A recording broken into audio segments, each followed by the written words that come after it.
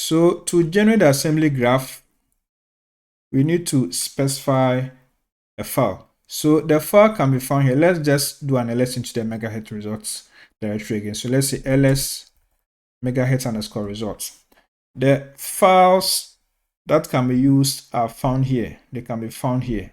So let's ls into that directory. So we say ls megahit underscore results intermediate underscore contigs. So we are going to find lots of files here. So we have the kmers. Okay, so each of these k here is a kmer. So we are going to use a kmer length of 91. So that means we need to select this file here, a91.contigs.fa. This is what we are going to use. So let's clear the screen and then continue. So let's do an ls again into the megahit underscore result directory and then continue. So we are going to run another command. So to generate an assembly graph using megahits, we say megahits underscore toolkit, and then we say config to fast gen.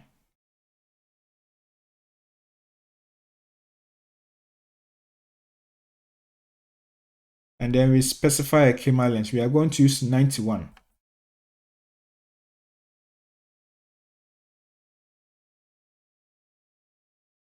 And then we also need to specify the input file. So the file can be found in this directory. So we say megahit underscore results slash intermediate contigs slash k91.contigs.fa. So this is the input file we use. You can also try with other input file, but for now, let's use this one here. So after this, we need to direct the output to a file. So we will issue our greater than symbol, and then we specify the name of the output file. So we say k91